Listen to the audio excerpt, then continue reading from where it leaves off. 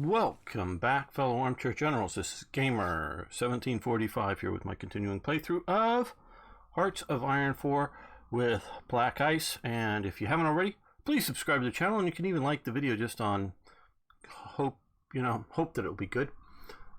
Do appreciate that. Helps the channel grow. And what is the chat saying here? Okay, we know where to find Arno now.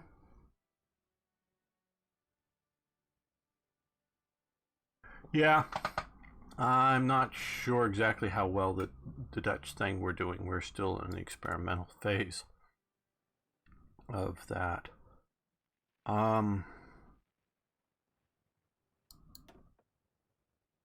Now, we're going to do this now so that once we get better researching better versions of the 109, we'll have that bonus to help. Put us down too far. Yeah, really.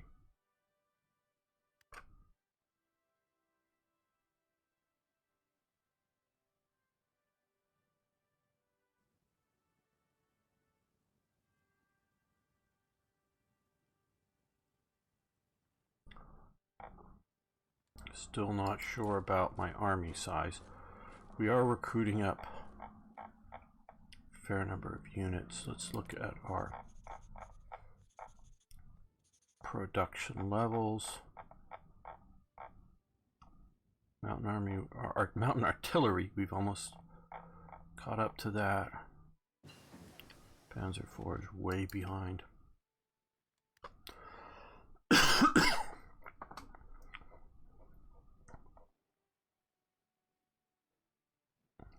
Cut up there. Radio equipment, we're okay. We're with some of those things. We're going along fairly well. Okay.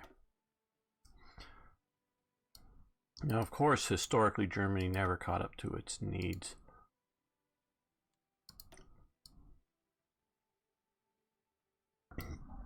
Excuse me. Let's do improved infantry equipment.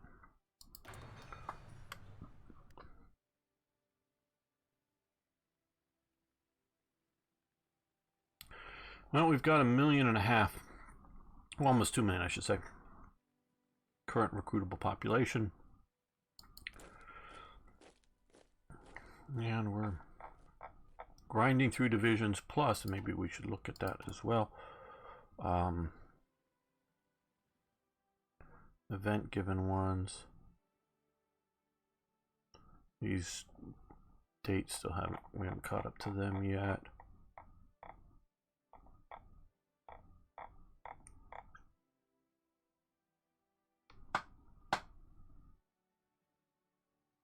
Oh, in the field, yeah.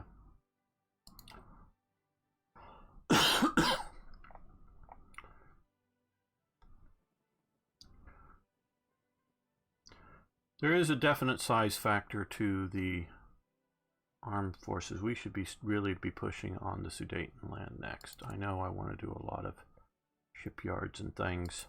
We're going to continue this. We're not going to be jumping all over, but no. I want to shift over here. Okay.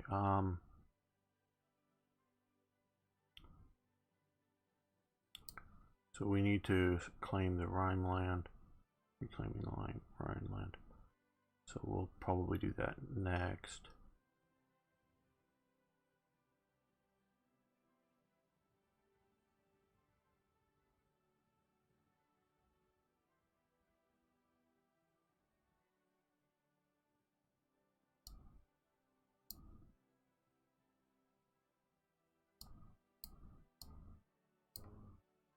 Probably going to stay away from the Reich's colonial bond, even though I'm fairly fond of that.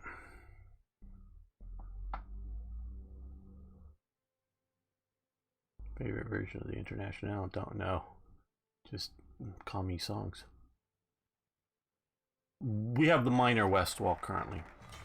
Okay, so expand the shipyards. Currently we just have this is big. Not that that's bad, just saying we have light fortifications along it. Thinking we need more. No, I don't know that we need more in 38 to do that. Want to build more before we go to war properly. 56 days. Civilian factory is really nice, but let's... we can get the Sudetenland.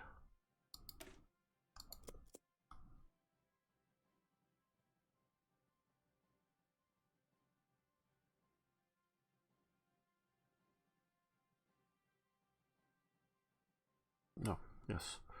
Free dockyards.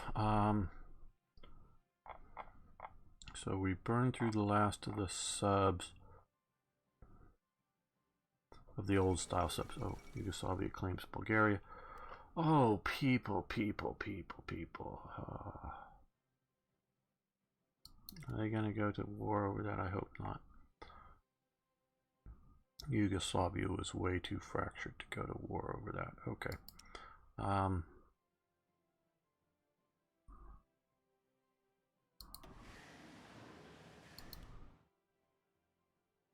Okay. Fourth production line of subs. And now that we've got a bunch of the various bomb, yeah, heavy aircraft, light aircraft. Okay, let's build.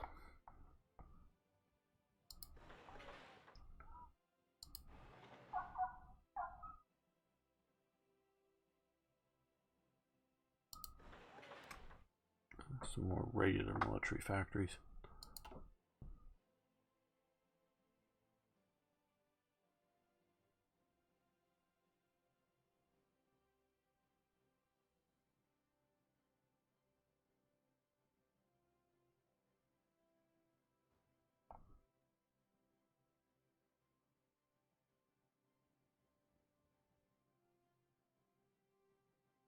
It would have been a mess for Germany. Soviet Republic of China has capitulated. Okay. Had the Western Allies gone to war over Czechoslovakia. Germany barely had any west wall built at the time. And was really unprepared. I mean, it was unprepared for war with France and Britain when they went to war over Poland, but it was even more unprepared in 38.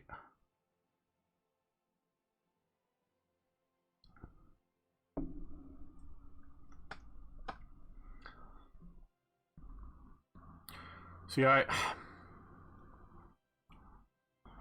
those who've watched the channel for a while know that I'm not a warmonger. I'm not for invade everybody, invade anybody. There's a war somewhere. We should get involved in it now.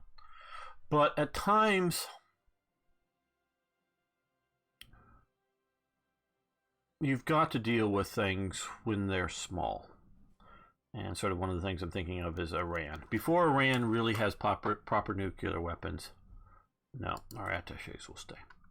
If we really think they're getting really close to having proper nuclear weapons, I think we have to deal with something about them, because if they don't do anything immediately, you know, within the first year or two with their nuclear weapons, start throwing them around, and they're not going to be the first year or two unless they're putting them on like a cargo airplane or a cargo ship and trying to attack the U.S. They're not going to be attacking the U.S. It's their danger to their neighbors, maybe to Europe. But if they haven't done anything in the first couple of years with them, you might go, oh, well, no big deal. Well, Saudi Arabia is going to build nuclear weapons if Iran has nuclear weapons. They're just going to do it. Pakistan already has them. War of the Worlds broadcast, yes, that did scare a whole lot of people. Those that didn't listen to the very beginning of it. And India has them, of course. Well, I'm worried more about Pakistan's nukes than I am India's.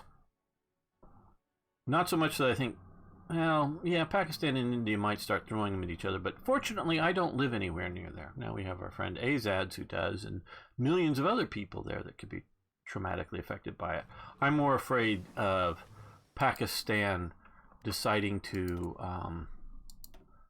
hand out nuclear weapons to somebody else is what I'm sort of afraid of.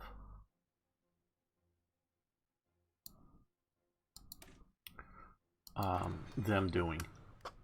And I'm also very afraid of Iran doing that too. So sometimes it's better to have a small war, than a big one. If you really think like I do, if Iran gets nukes, really think that that's means that there's going to be something very, very serious happening down the road from it. You know, like I'm very much against the idea of U.S. and we are intervening in Syria, but it's fortunately a very, very light footprint in the number of troops and equipment and whatnot. But I don't want to see a massive U.S. invasion of Syria. I don't want to, oh, Somalia is still in chaos. Yeah, it is. I don't want U.S. troops there. I'm not like go everywhere just because we could do some good. We can't do good everywhere. We run out of things. But when you see serious things, so had Britain and France put down their foot over Czechoslovakia, I think we would have seen a very different situation. Don't be afraid of using trade to up your pre-war resources, especially oil. Yeah, if we need more oil, we could. We're still filling that up, so maybe we should do more. I'm not sure. Yeah, let's grab this.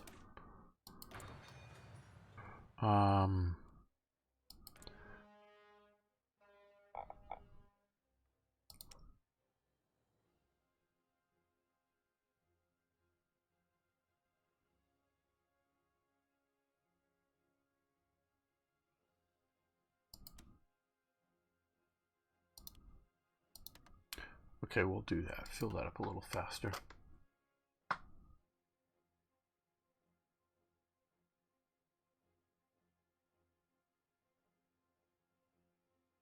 I don't think I agree with the materialist concept. I'm not exactly sure what you're referring to. I'm not a Whig historian, if you know what Whig history is. I think Whig history is flawed.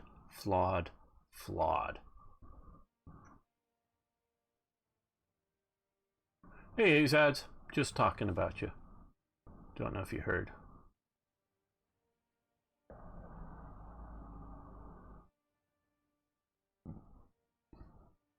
Well, I know Azads will disagree, but I think on the balance, on the whole, the colonial powers were doing good. Sure, some of them were atrocious. Not going to say they weren't. The British were the best colonial rulers.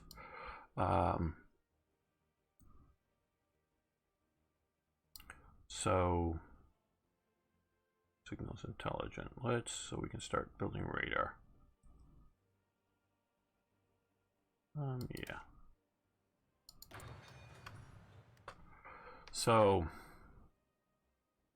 now of course World War II changes things, including, let's look at the order of battle of this. Okay. Not terribly great, but we'll still put it under Hauser. I think I would have had these motorized. No, I think I would have. From my early readings on this would be a motorized unit. That part was a bit lavish on some of the Leibstandart.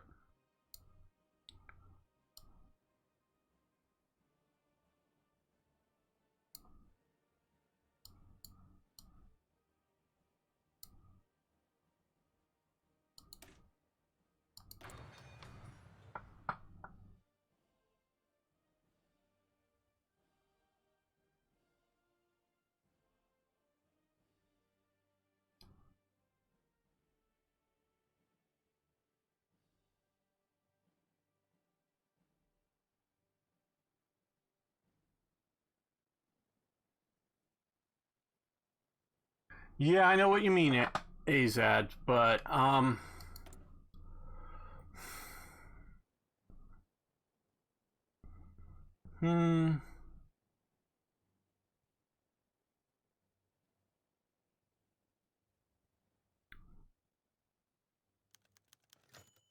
Oh, MIFO bills. Yes, MIFO bills.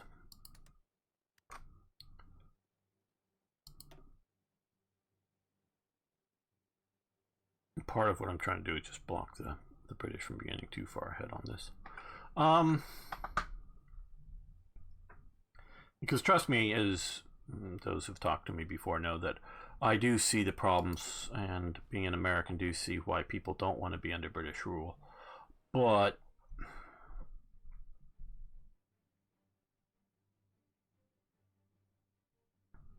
I think what was there before, in most every cases, and what was there afterwards, after colonial rule, things improved.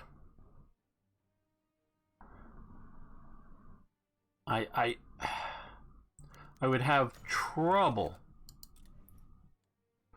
and somebody could point it out to where that, oh yeah, before colonialism, I don't know, Hawaii was such a better place until the America came and colonized it and has made it worse.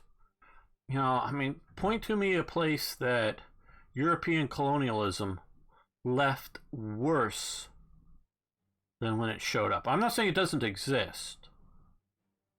And maybe places like Turkic colonialism of, say, Syria, and building of Damascus and whatever, might be better than French colonialism of Syria, ruling over the Arabs. And Azad, I really wonder if you were to really sort of get an honest answer out of somebody like the Egyptians or the Syrians or the Iraqis, who was the better colonial masters? The Ottomans or the British? I still remember Jeremy Paxman. He's a British TV presenter. He did a series on the effects, post-colonial effects of places. And at one point, I think he was in Alexandria, but he was either in Alexandria or Cairo, sitting in what had been a white sort of British only social club, gentleman's club out by the pool, but was still in existence. It had been there from the colonial days, still in existence. He wasn't a member of it, but talking to one of the members who was an Egyptian gentleman. And he was talking, the Egyptian gentleman was wearing Western clothes, a Western watch, Western shoes, speaking in English at a British social organization, okay? A club that's now open to any race or whatever. It's probably more of a class or economics thing who gets to be a member there. Now, where they play tennis and they go out to eat dinner at these kind of, we sort of have similar things here in America, country clubs, as we sort of call them, often are more around golf courses. And I know the chat's going, I haven't really looked at it for a second, but he's sitting by the pool talking to this guy dressed, in Western clothes. They're just enjoying drinks. I don't know if the Muslim, Arab, Egyptian was drinking an alcoholic drink or drinking a non-alcoholic drink. I don't know, but they were out there sort of by the pool drinking. And Jeremy Paxson asked, did the British do anything that was sort of positive for Egypt? Now, this guy's on camera, and he's obviously, they did a whole camera setup crew, so they knows it's not just, somebody jumping around in somebody's face with a microphone. They know they're on camera, and they agreed to the interview. And the guy sort of thinks, the Arab guy, and responds in English, no, not really. They didn't really do anything good for us. And the irony, the guy speaks English. He's wearing Western clothes. He's wearing Western watch and other jewelry. He's in a British social setting, if you will, a continued club life setting. So, sure, he still may be more Egyptian Arab than he is and the guy, to the best of my knowledge, wasn't any sort of British citizen or anything. He's not a European, but he's freaking living a British lifestyle to a degree. And the British did nothing worth keeping to Egypt. They're still pretending, if you will, to be British or something. I don't want to make it sound demeaning the way they're acting, and I don't. The guy isn't wearing traditional Arab clothing. He isn't speaking Arabic. He isn't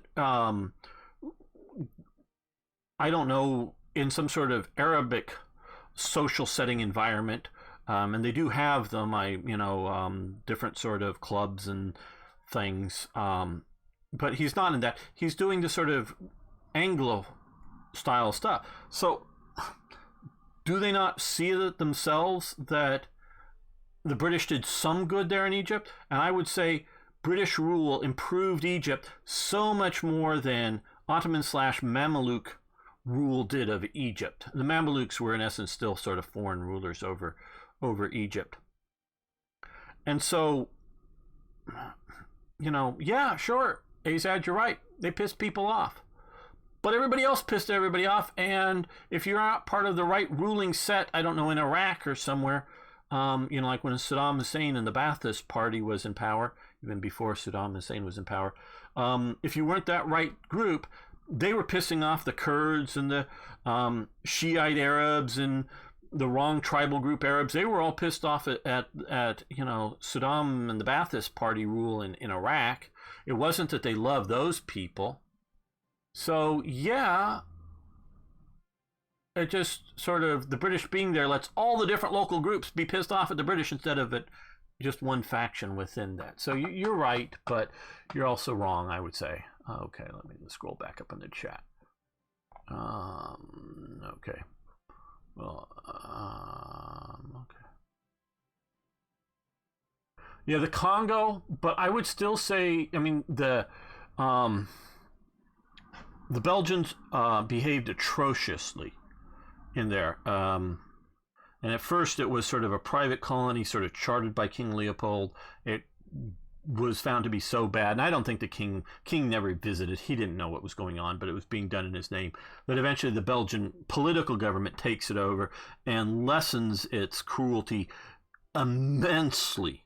Going from, hey, basic slavery, we're going on to not really much any sort of even hardly forced labor kind of thing. So, not that the Belgian government is running a wonderful colony, not suggesting that at all, but they're no longer being the atrocious behavior when it was sort of a royal colony. So yeah, but even as a whole, yeah, there atrocious things happen, and I'm not saying it's worth the death cost. That's another question. But generally speaking, the Belgians left the Congo in better shape than when they found it.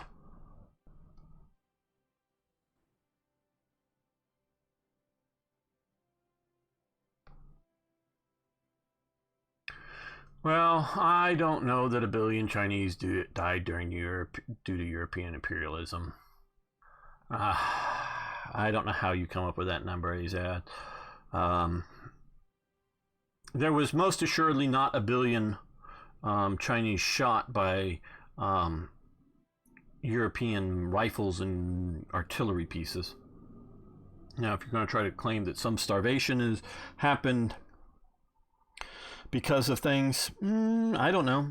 I don't know where you're quite getting that. Yeah, there was a lot of famine, and we've talked about it, and I've watched some documentaries in this part of India here, and the British definitely have culpability in it. But I would say on the whole, I think the famine may have happened without the British there as well. The famine happened for various reasons. The British should have done things like, instead of having food coming from Australia going to Britain to feed hungry people in Britain but not starving people, it should have been diverted to feed people in India. And that's definitely the British fault for not trying sooner, faster, harder to save more people. I'm not excusing that at all, but I don't know that the British really caused the famine. You can disagree with me, and you're happy to do so, and you have good information on it, but I'm just mainly the USSR and the CIA fucked everything up. Yeah, well, even before the CIA and the USSR played their Cold War games in there, it's still rather messed up anyways. But yeah, and the CIA sort of kind of tries to help, but then sort of, because especially in Katanga, doesn't follow the CIA's plan. They actually sort of suppress civilization there, and so they really messed that up. See, I'm still trying to catch up with you guys here. Well, yeah, I don't feel any guilt over what people in the past did. I can acknowledge that things are wrong, but I'm not guilty for things that are wrong. And I'm not going to apologize for the success of my country or my cultural group. We were successful. Humanity has been inhumane to other humans throughout human history. And Europeans, especially like the British who we're talking about here in the colonial powers, have been more humane, at least tried to be. Yes, like the famine. They didn't go and, hey, we want to, depopulate India by famine. Now, Hitler and Stalin wanted to depopulate the Ukraine by famine, most assuredly. And that was Europeans doing it to other Europeans. Hitler might not think Ukrainians are Europeans, but they are. So it isn't just, now he was obviously looking at things through wacky racial identities. Stalin didn't care about the race. He just saw the Ukrainians wanted independence and weren't joyfully joining the Soviet Socialist Republics movement towards socialism, so he just wanted them dead because they weren't happily on board with him and his movement. So humanity is just inhumane to humanity. So I'm not going to apologize for being on the successful groups of it. And I will acknowledge that humanity, including potentially my direct ancestors, but definitely, potentially, I don't know of any specific ones, but my general cultural groups, they've been inhumane to other humans, but it's just the way humans are. So I'm not going to apologize for that. It has been under essentially foreign rule for over 1,000 years. Not a good example. Okay, yeah, I got you there. It's maybe not the best, but the Ottoman Empire is sort of, we're sort of looking at, you said Arabs. Most of the British colonies, not all, I mean, you can go down to Yemen or whatnot, but that, or Aden, really, just Aden down here, which is, there's actually a little bit, I understand, a little bit of the good old days of British rule now compared to the Civil War and chaos going on in that. So most of the direct British colonies here were former Ottoman colonies. So you were saying Arabs upset at the British. Well, most of the British Arab situation are post-Ottoman rule. So you were the one that brought that up. British had far more capital because they had plundered nations. The British had lots more capital. Some of it was plundered, but a lot of it was just trading. But everybody else was plundering everybody else. We can look at Napoleon plundering parts of Europe. We can look at the Bourbons and the Habsburg plundering Italy for generations. They were plundering, everybody was plundering everybody else. So I'm not going to go with your economic arguments, and I'm not going to accept that they did it just because the people were foreigners, or just because they had dark skin, or they didn't speak a European language. We can see, the partition of Poland between the Habsburgs, the Hohenzollerns, and the Russians. Yeah, they were plundering Poland. This was back close of the 18th century. So yeah, and it's only sort of the Napoleon marching through that sort of gets Poland back briefly as something of a semi-independent state. So people plunder people, and it's just the Europeans are still, in European Western culture, are still the ones on top, and they're just the most recent ones. So Portuguese, no, I don't know how terrible they were. I'm still trying to catch up with all of you guys. I sort of agree with Azads that the Portuguese weren't probably the best rulers of colonial Africa, but they were not the worst. And I think the Portuguese, now they were sort of mini colonies of Goa and Dewey. I think Dewey is right up here. Was there a third mini colony of Portugal in India? Maybe Azads can say if there was, but I know of Dewey and Goa, and Macau, of course. And Macau, under Communist Chinese sort of light-handed rule of Macau has blossomed more than the Portuguese, just because it's sort of a gambling center that general Chinese can come to. But the Portuguese did all right ruling there, and the Portuguese did all right ruling down here in East Timor, I think, all things considered. So the Portuguese aren't the worst. Boxer Rebellion, probably. Well, Boxer Rebellions and the Boxer Peking, direct, because you also have before that the Opium Wars and other things I'm reasonably familiar. But then you have like the ever victorious army, James Townsend Ward, and of course Chinese Gordon, who really sort of starts it. But James Townsend Ward is sort of the really, you can look those people up, the ever victorious army and all the good they did for China. And yes, it was armies battling in China, but they did lots of good. Yeah, well, famines, if you look at the wars, there's famines going on in China because of wars internally in China, because just things go wrong in China. Weather, I mean, I don't mean misrule. I just mean things go wrong in China. There's famines. And a war doesn't help that.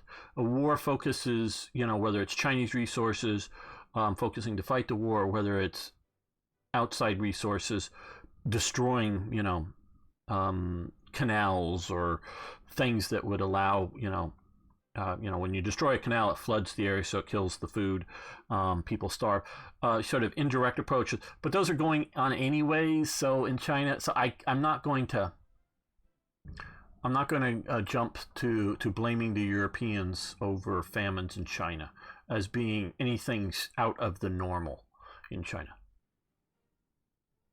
See, Bengal would have rebelled. Most of the famine happened due to farmland being diverted. Yes, you're right. Azad's about growing farmland. I wouldn't say so. No, I disagree with you, Alex, on the Ireland depopulation by starvation, and I don't really want this to continue to scroll like that. It was the potato famine, though, of course, they were exporting wheat, which they had previously been exporting wheat to Britain, and they kept exporting wheat to Britain while the people starved. And sure, Malthus and his sort of crew might have wanted depopulation, but the British government really wasn't trying to depopulate Ireland by starvation. It was more of a callousness and a lack of good planning. And I'm a Jacobite, so I definitely am sort of pro-Irish in the situation, but it wasn't that. Yes, Hitler was envious of the British Empire, most assuredly. Success is temporary. Yes, you're right, Azads. Yes, T.E. Lawrence and a few other people get Arabs to revolt against the Ottomans, but they already wanted to anyways, or they wouldn't have done so. Let me put the cost damage to India. Yeah, I'm not going to disagree if there's a lot of damage to India over the famines.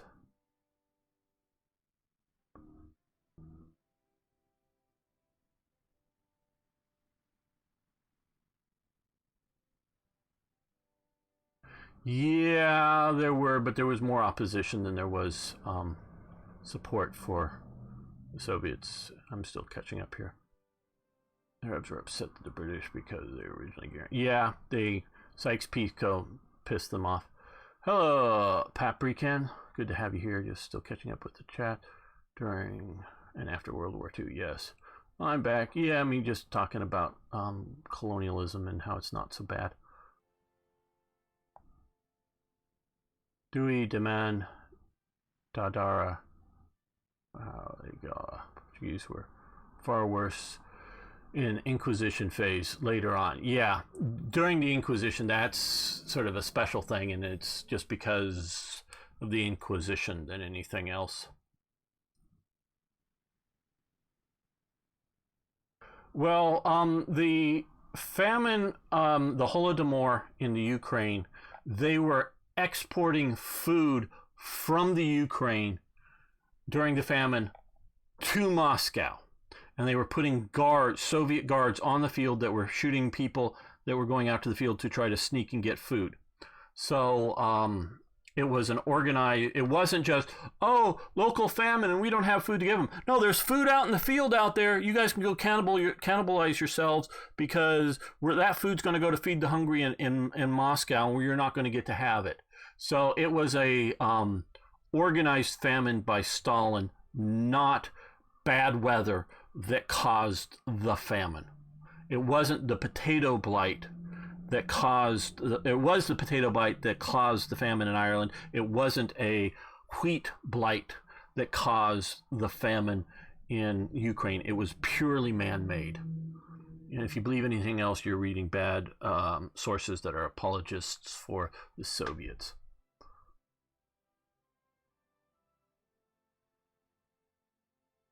Yeah, under the King's rule area, they were really bad in the Congo. Yes, Timor. You guys, I got Opium War weekend, Manchu rule. Yes. Okay, I'm going to sort of skip. Okay, let me get a drink. Be right back.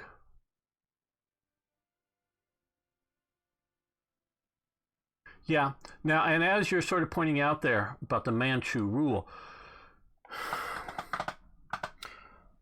a lot of Chinese considered the Manchus foreigners. Sort of like a lot of the Greeks considered, Alexander and his father Philip II as sort of only half Greek types that more or less conquers the rest of Greece. Yeah, they're Greek speaking. Oh, was it his grandfather or great grandfather Alexander the Great, who's king of Macedon at the time, goes to enter the Olympics? And the first, because it's held every 4 years, the first year he goes to try to enter the Olympics, the judges there go, you can't prove that you're Greek enough. He spoke Greek, he met like 3 of the 4 qualifications, but he didn't have a lineage that would prove that he was, a family history. So the next Olympics, he came with a maybe somewhat fictitious family tree. Oh yeah, no, here I'm descended from Hector or whoever it was. And so he proved that, Macedonians are actually sort of kind of Greeks, but they're sort of the barbarian edge Greeks. And so the Manchus were sort of that to a lot of the Han Chinese, let alone down in the south, which are Han, but the Cantonese. So the Manchus were something of a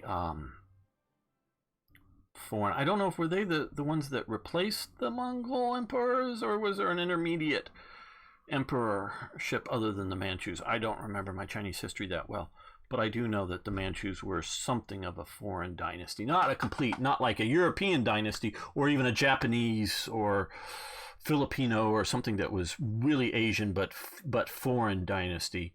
Definitely I would put the Mongols as a foreign dynasty, truly a foreign dynasty, over because they didn't even speak Chinese until they decided to learn it. They're different ethnic group, different linguistic, cultural, ethnic groups that both are Asian, yes, but both are not Chinese. They only as far as the Mongols adopt Chinese culture and customs are they Chinese. They're not that. So yeah.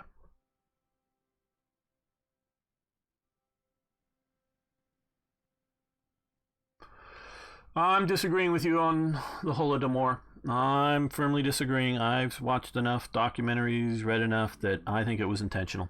Stalin, it was purely intentional. It wasn't just callousness. It was an intentional action.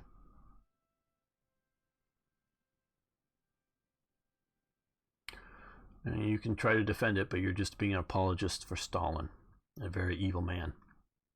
More evil than Hitler.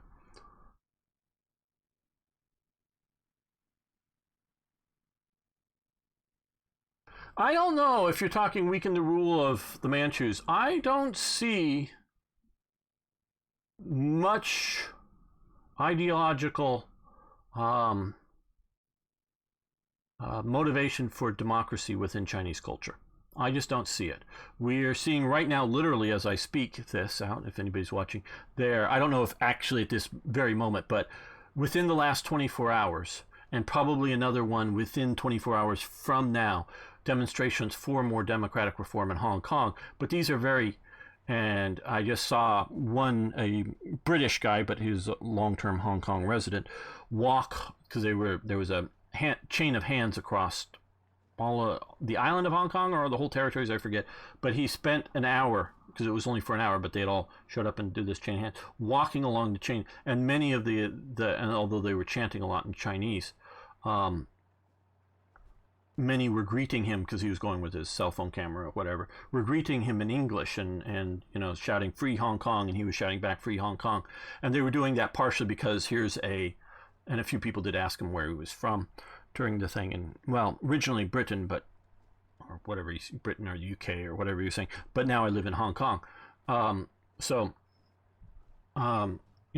they're still very Chinese, but they're very anglicized. So they're looking for more democratic.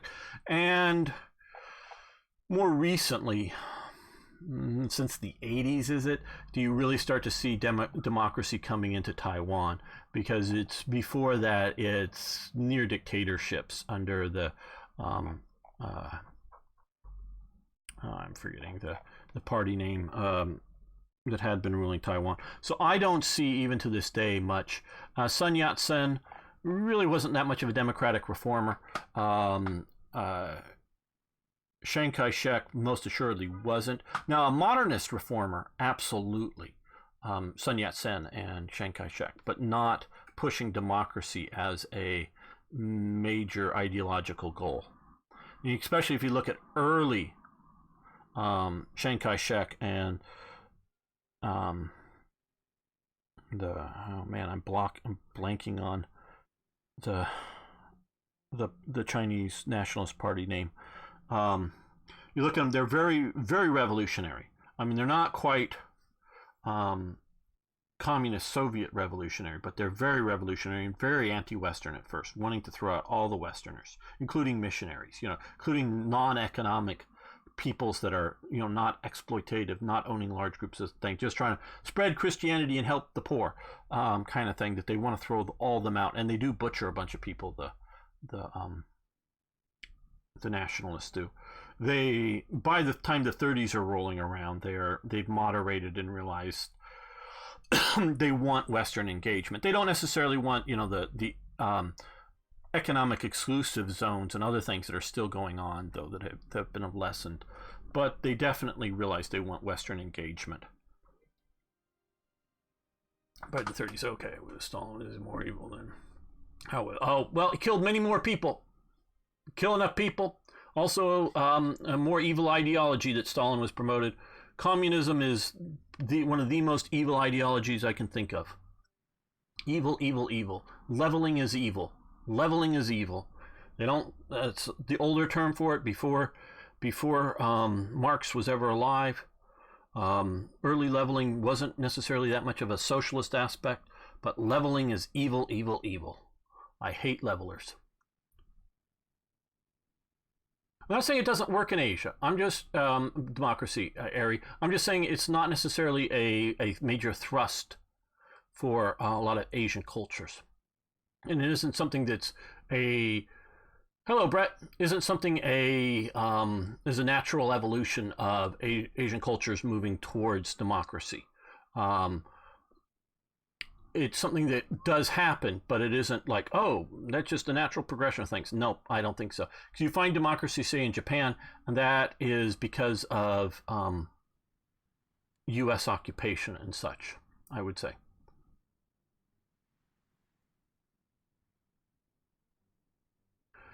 Well, I disagree about the missionaries, Azad. You can have your opinions. I disagree.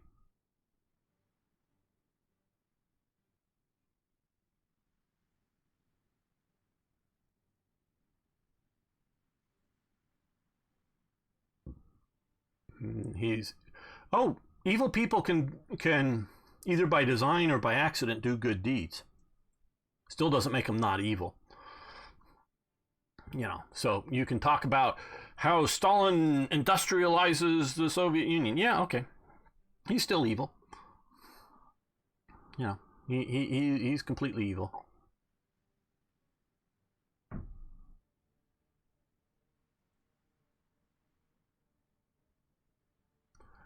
Yeah, I know AZ takes a very sort of